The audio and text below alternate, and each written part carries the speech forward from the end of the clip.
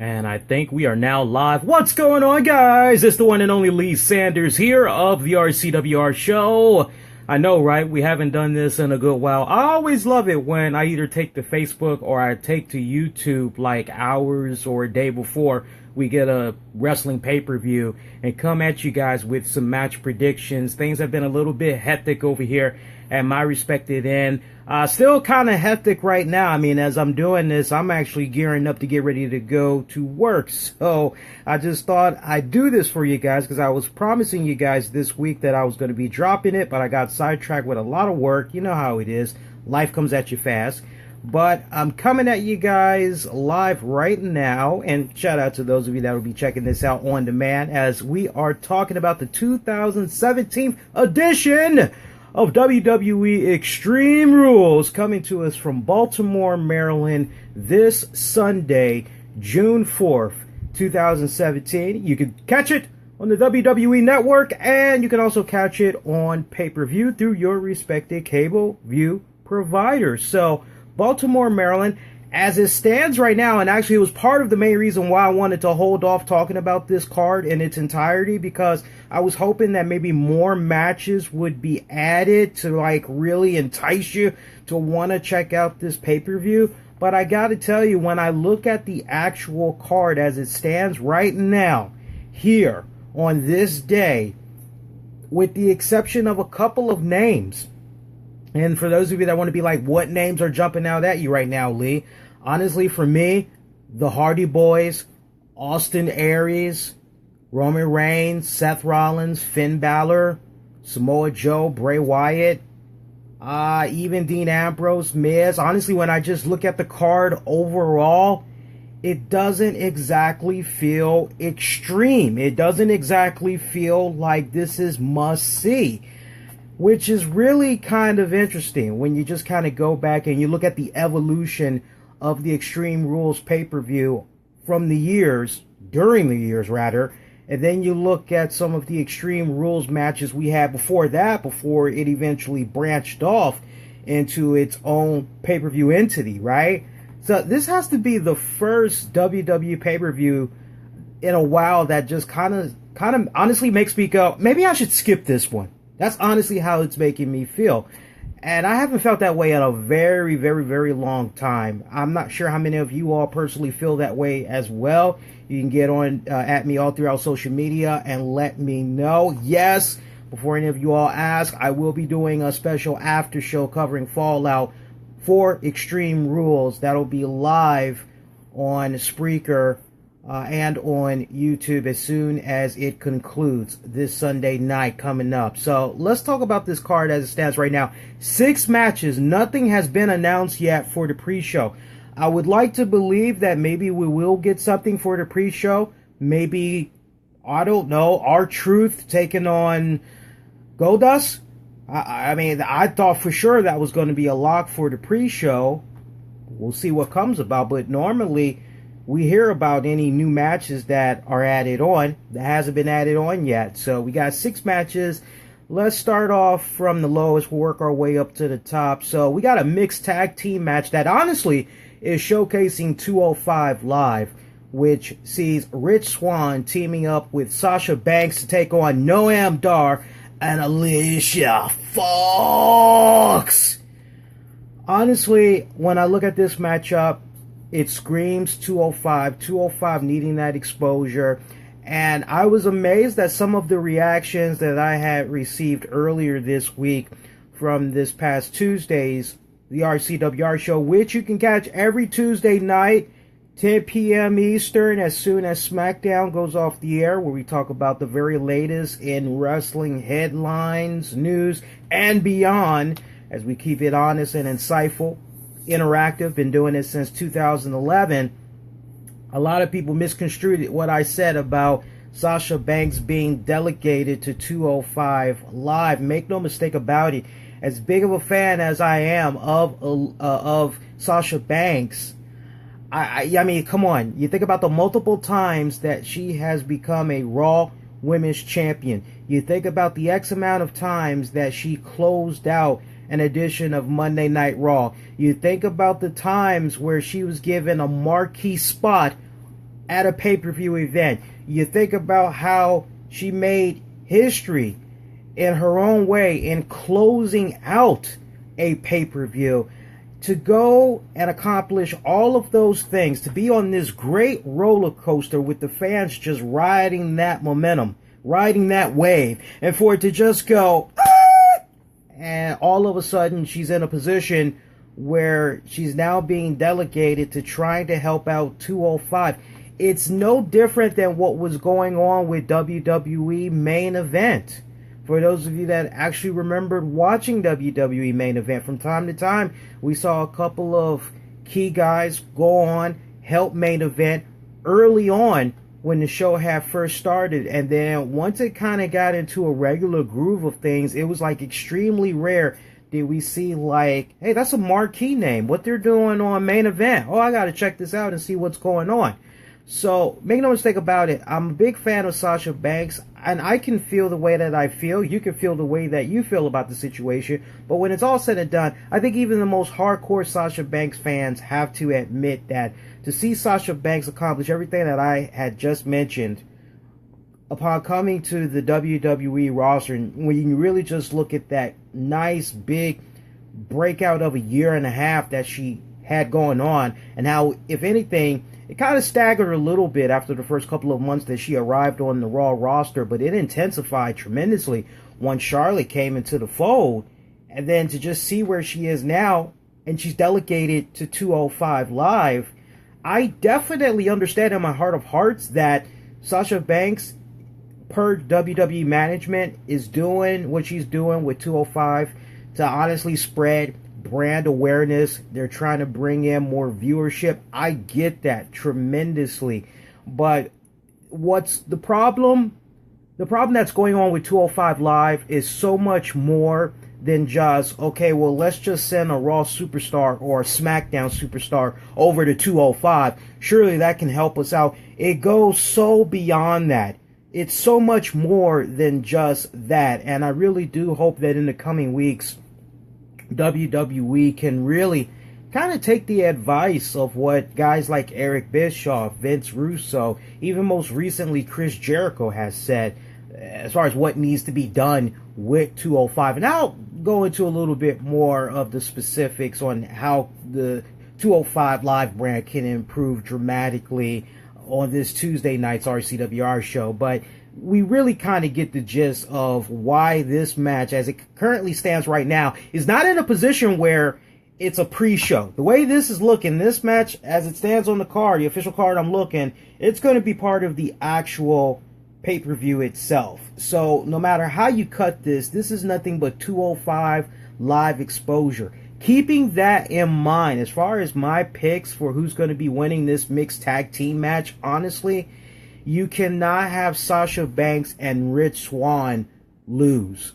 For the simple point, that would basically negate what Sasha Banks has been doing the past couple of weeks in teaming up with Rich Swann, doing her feuds with Alicia Fox, and taking it to the point where she made the appearance on, I believe, this past week's 205, or maybe it was the week before. Sometimes time just, it escapes me, but you got to capitalize on all of that. So when it's all said and done, now some would make the argument, yeah, but Lee, it's pretty much a 205 match, like either way. Well, think about it from this standpoint. There's a lot of people, sadly, that, and I think he's a good kid. I think he's a decent wrestler, but there's a lot of people that honestly, they don't give a damn about Noam Dar. Only the most hardcore of hardcore fans can appreciate Alicia Fox, right? So you gotta flip it. Rich Swann, but Sasha Banks, hey, which is more the reason why I think Sasha Banks, Rich Swann need to get the W. Just the fact that Sasha Banks is incorporated in this. I think, I'm trying to think like WWE, what they're probably hoping is that maybe with Sasha Banks being put in this position, it can somewhat kind of catapult to a degree the 205 Live brand. But again, there's so much more you need to do than just adding one person to 205 in the hopes that it's gonna just, magically just make everything else like be peaches and cream. Not the case at all. As far as how I'm seeing this match go about, honestly, I think the baby faces are gonna just get the straight up clean victory. I don't think there's gonna be any shadiness going on. I don't think it's gonna be a series of maybe a referee being distracted or anything like that. I think it's gonna be a clean win. Let's go to our next matchup. Once again, 205 being showcased. Now we're kind of like getting our wish, so to speak. I'm actually eagerly anticipating this matchup. I'm hoping it's going to live up to what these two men had did at this past year's WrestleMania. Of course, I'm talking about Austin Aries, the greatest man alive, taking on Neville. It's going to be a submission match for the Cruiserweight title. I'm eagerly anticipating this. Now you're going to have so many more eyes that's going to be watching this matchup. I don't know if you all were aware, but on a quick side note, Austin Aries was recently somewhat complaining about the fact that USA fans, and I can't remember who else, when it came to the WrestleMania edition, that basically fans, even if they got it on Blu-ray for US, and I forgot the other country, this match that Neville and Aries had from this past year's WrestleMania was not included in the WrestleMania set. And when he put that out there, that made a whole lot of fans like pretty upset, because it was like, what, are you serious? But yeah, talk about crazy. So I'm actually very happy that this is going to be on the actual pay-per-view card itself. These guys should have a classic matchup. It's going to be a submission match. Honestly, look, I appreciate all the great work that Neville has been able to do since he's been given a green light to be a heel. I mean, it's basically been a 180 since he's come through the Cruiserweight division on 205, and he's done, honestly, what really got him some great exposure when he was down 205, because once he went the heel route, we all were honestly just eating that up. So this was like long overdue for him to do this 180 and go in the heel direction. Long time coming, quite honestly.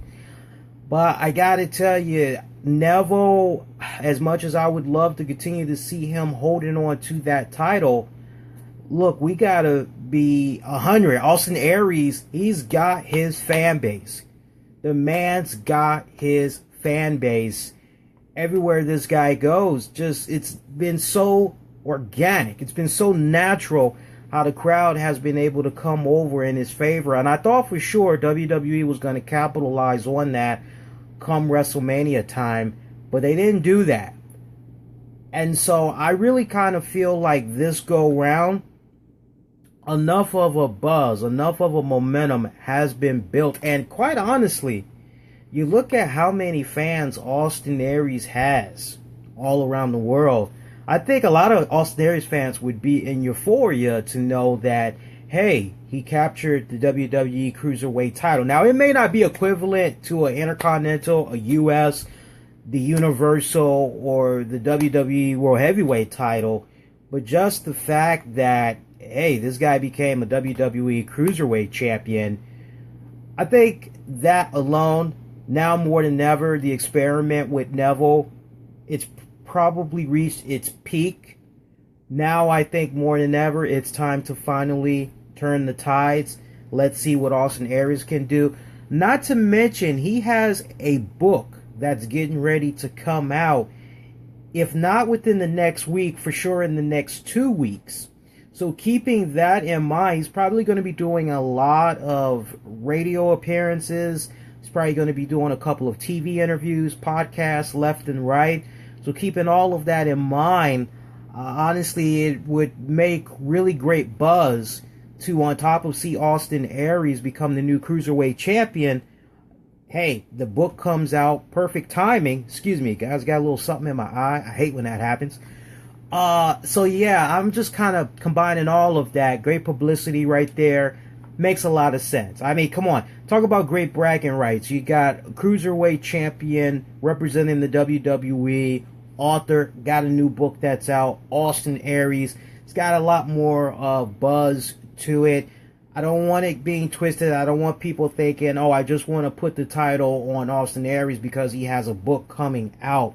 Make no mistake about it, Neville has done the very best that he could. He's definitely created at least a little bit of excitement from the standpoint when Neville comes out, he's involved in a match. You're like, okay, all right, I got to see what Neville's up to, especially since he's gone the heel route. I got to see what Neville's going to be doing this week. But I think Neville has reached the pinnacle. So it's now time to kind of flip it. Austin Aries, I see him getting the job done. Remember, this is a submission match, so I'm seeing Austin Aries getting it done. Next matchup, we got the Hardy Boys. They're going to be taking on Cesaro, Sheamus. It's going to be a steel cage match for the WWE Raw Tag Team titles. I like the Hardy Boys. Don't get it wrong. Don't get it wrong, man. Love what Cesaro and Sheamus have been doing. They've really been clicking, really been stepping it up. But honestly, right now, I am all about paying it forward. I am all about trying to establish young, up-and-coming, newer talent to the Raw roster. I want you guys to keep something in mind. Scott Dawson, Dash Wilder, The Revival. These guys, we haven't seen them in action going back April 14th when Dash Wilder had got injured. Remember, his jaw got messed up pretty bad, and it's been wired shut ever since. They said the guy wasn't going to be cleared for at least about 8 weeks. So, believe it or not, come this Sunday, we will actually approach that 8-week mark. I'm not really sure if Wilder is going to have his wires removed by then, or if maybe it's going to go down going into the next week, which is basically this week coming up. But I'm mentioning them for a reason. I think, honestly, at this point, the Hardys, as far as their next rivalry goes, I think it's going to come at the hands of the Revival. That's honestly how I'm looking at it right now. And I think that's probably part of the reason why we've seen these little, I won't say vignettes, but when you think about the backstage thing with Enzo, Kaz blaming those guys, 2 weeks in a row now, we've seen Enzo laid flat on his back, Big Cass thinking the Revival has had something to do with it. On the contrary, I'm not thinking that at all. Right to the point, if I were to just kind of go a little bit of a step further, looking into the crystal ball, I could legitimately see a scenario come about where maybe Jeff Hardy is seen, if not as early as this Monday's WWE Raw, seen laid out, beaten up, backstage. Matt Hardy's trying to figure out what the hell had happened, what happened to his brother, if anybody had saw anything. I can still see a scenario coming about where the Revival continues to get the blame, but eventually it will be revealed that Revival is the ones that had attacked Jeff Hardy, right? But as far as what went down with Enzo Amore, that wasn't the Revival. I still feel, and you gotta check it out on Epic Sports when you guys get the chance. I have my own conspiracy theories on who's been attacking Enzo the past couple of weeks. I gave some pretty good ideas. Go check that out. But I'm not seeing the Revival being the ones behind the attack on Enzo. But for me, just looking realistically, just looking into the crystal ball a little bit, I think the Hardys' next program for sure is going to be coming from the Revival, and I think that's going to be a pretty damn good matchup. There was a question that was asked of me as far as what do I think about the Revival's demeanor, what do I think about their, in the way that the listener had put it, they wanted to know what did I think about the fact that the guys really did not have any charisma. That's pretty much how they had phrased it. And I can see a couple of eyebrows I can feel them actually just raise. Wait, Revival, no charisma? Like, wait, what? So just keep that in the back of your mind, because I definitely want to talk about that a lot more on this Tuesday night show. But yeah, I'm seeing the Hardys in the meantime. They're going to retain those tag titles. Let's go to our next matchup. We only got a couple of more matches left. Alexa Bliss taking on Bayley. This is a kendo stick on a pole match for the WWE Raw Women's title. I have talked very passionately about this match off and on the past couple of weeks.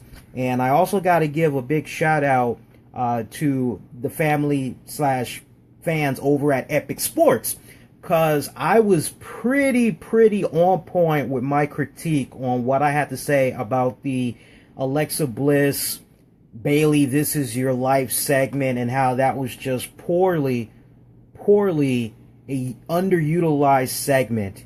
It did not execute fully the way it was supposed to in getting both girls the necessary that they needed going into this matchup. And I gotta tell you, the overwhelming response to what I had to say was pretty damn good. So I definitely recommend you guys check that out when you guys get a chance, if you didn't check out the show this week, as I was really on point with my constructive criticism about that. But I'm looking into this matchup, and, you know, okay, great. It's a kendo stick on the pole match. But, I mean, let's be for real. This kendo stick is probably only going to be used a handful of times. There's nothing really that's going to be extreme about this match. I'm seeing the way this match is honestly going to go down. It's going to go down like a typical Raw / SmackDown women's main event match, right? Only it's not closing out the show.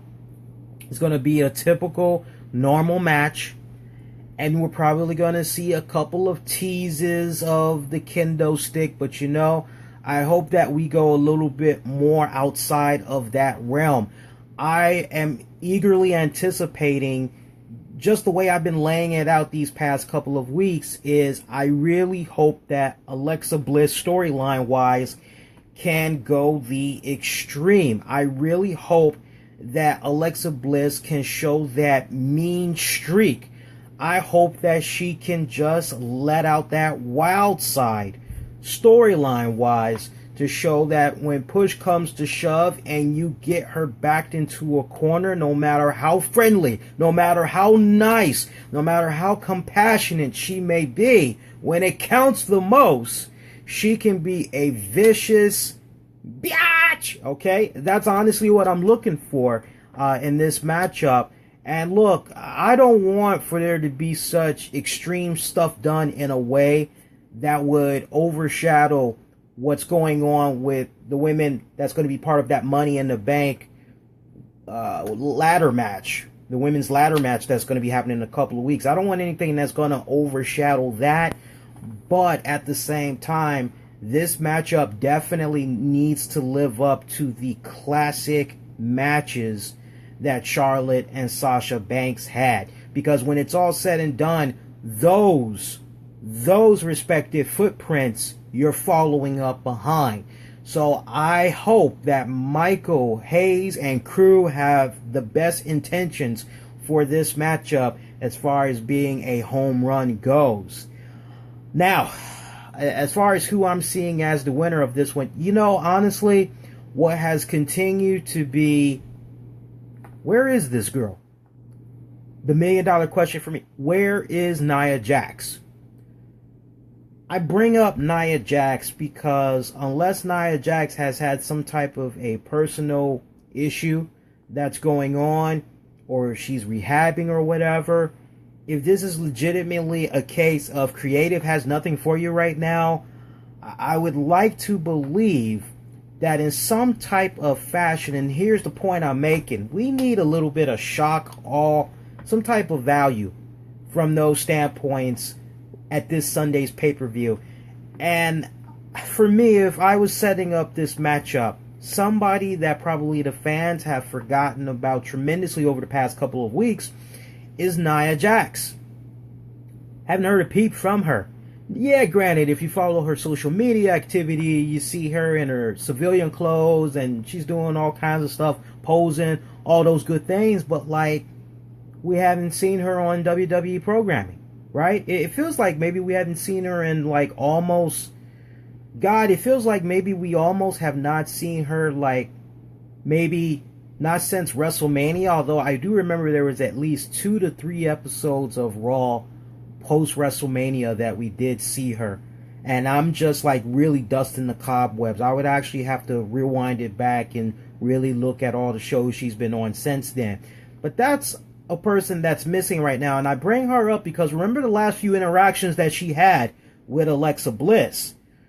She basically was like, hey, you know, I'm gonna do what I need to do to help you out. I'm gonna have your back and everything, but like, you're gonna give me a title shot in exchange.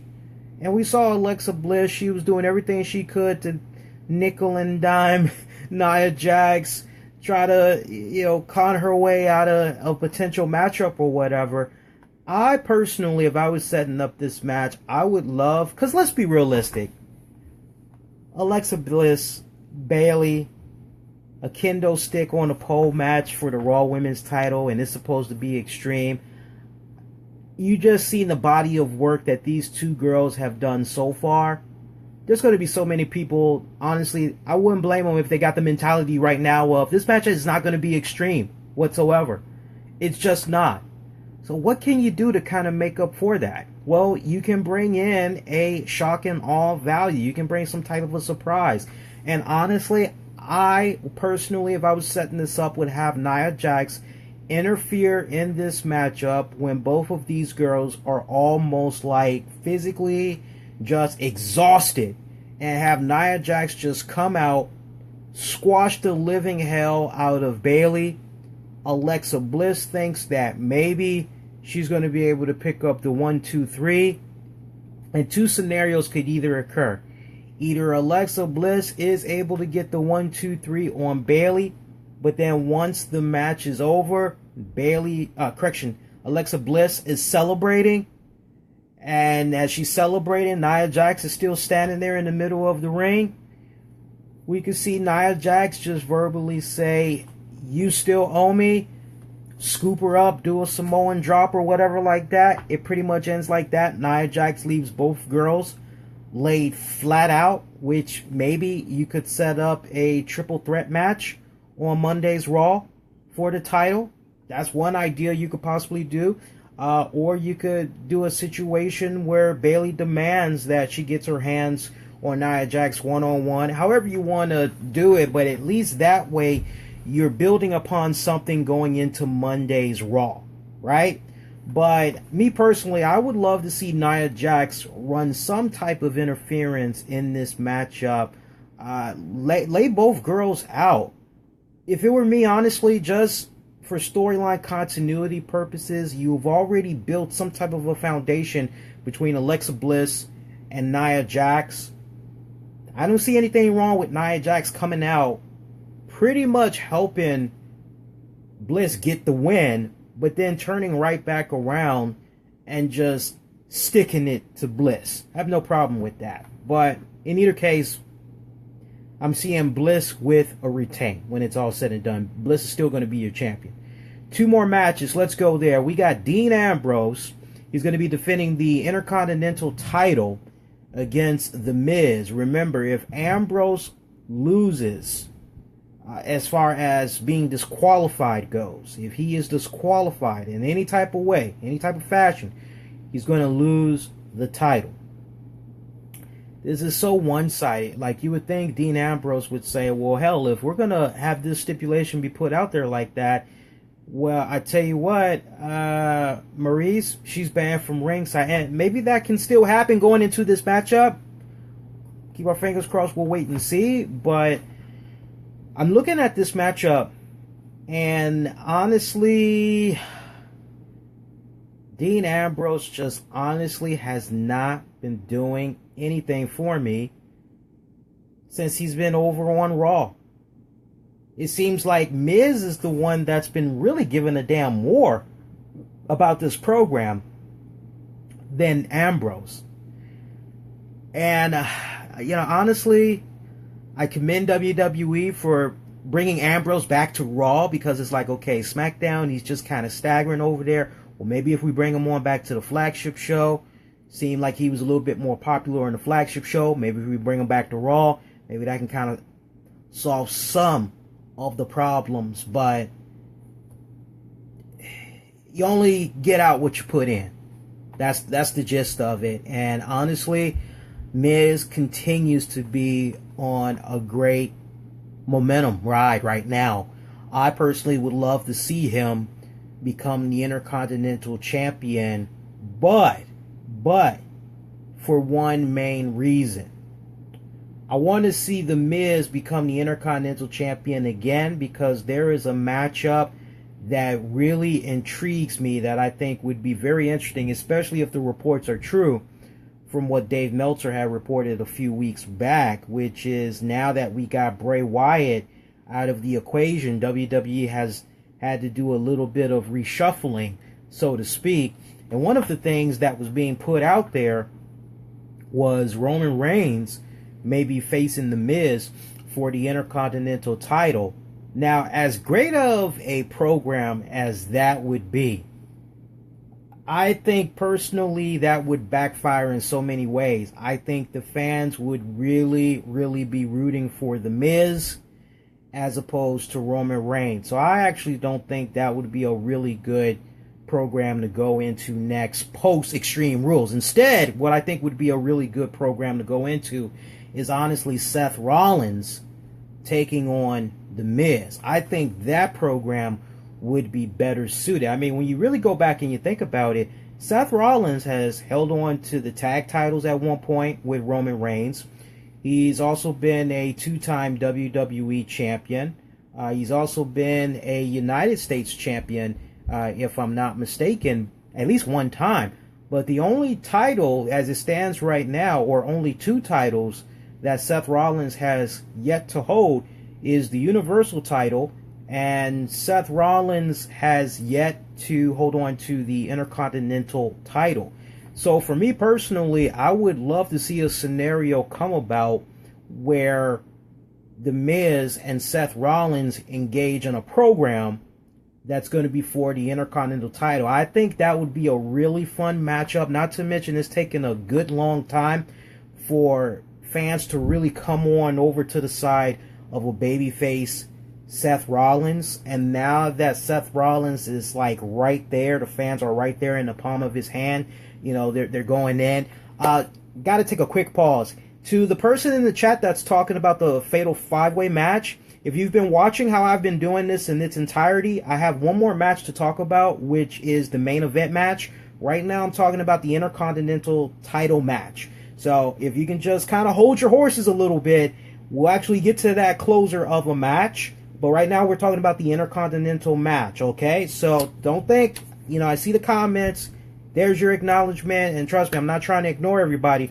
But I do want to get all my thoughts out there for what I'd like to see happen at Extreme Rules. And then I got to shut this stream down so I can get ready for work. But the Intercontinental match, honestly, I would be very intrigued. I'd be very fascinated in a program between The Miz, Seth Rollins for the Intercontinental title. I pray that is the route, that is the smart route that WWE goes, because Roman Reigns, he is still getting a boatload of heat depending on the city that he goes to.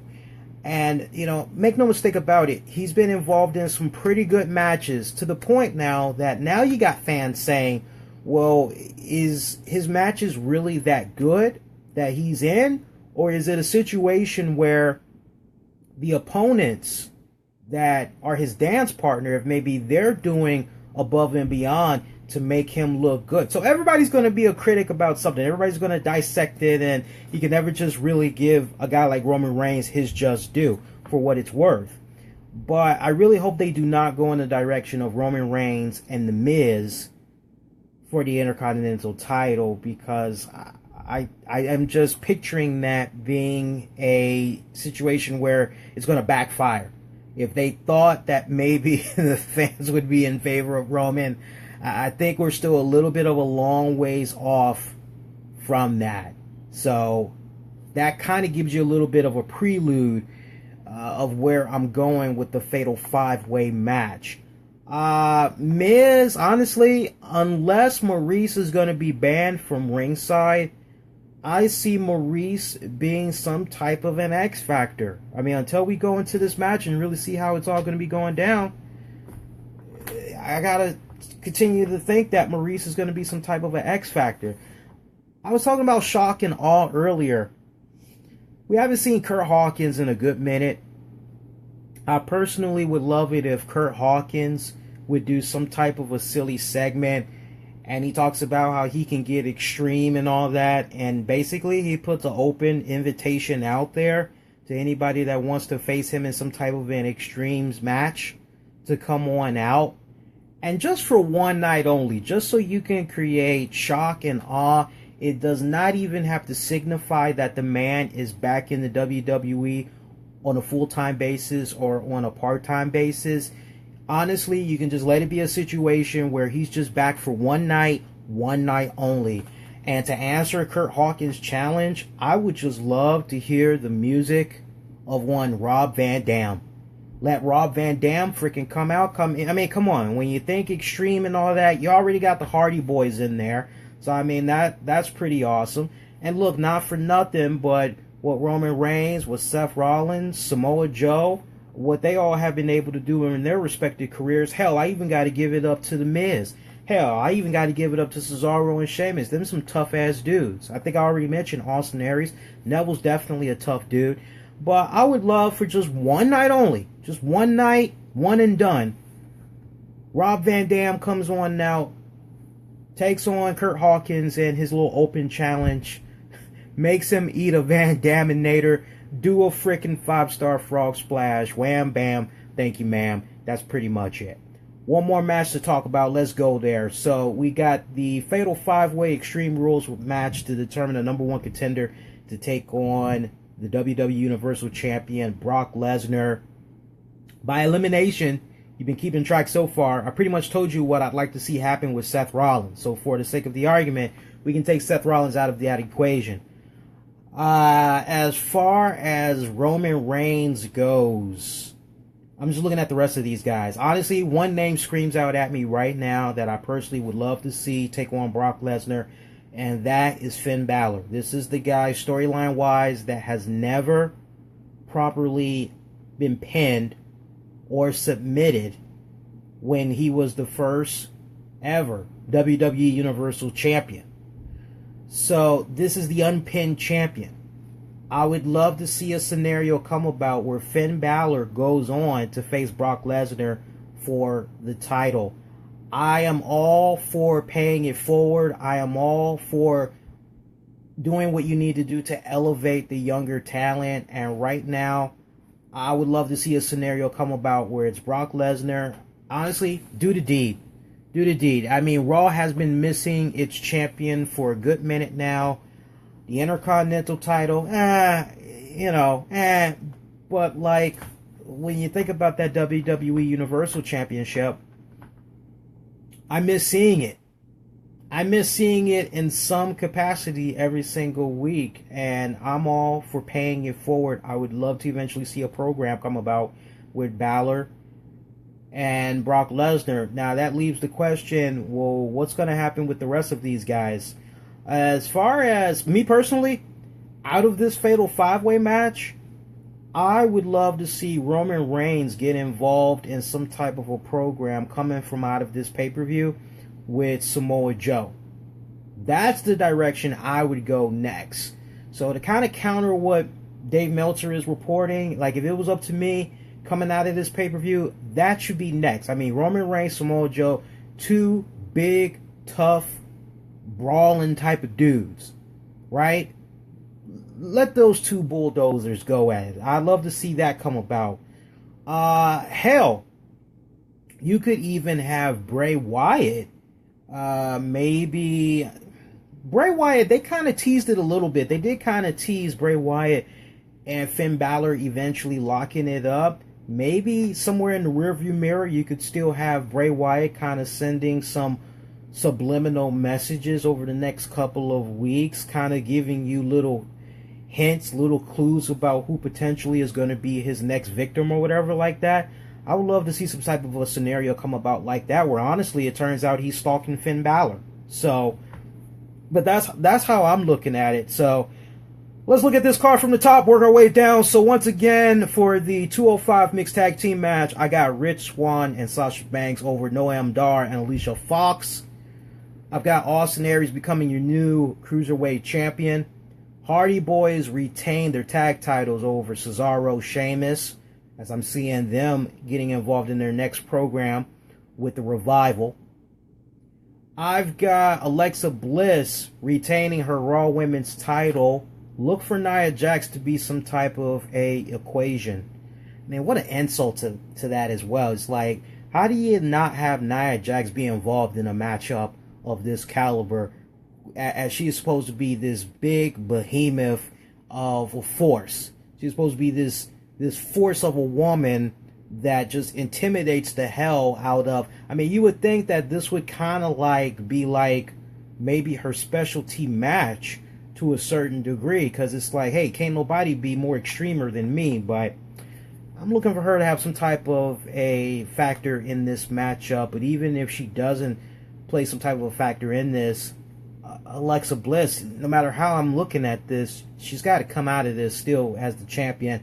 I've got Miz defeating Ambrose. Maybe he's going to get a little bit of help from Maurice to become your new Intercontinental Champion.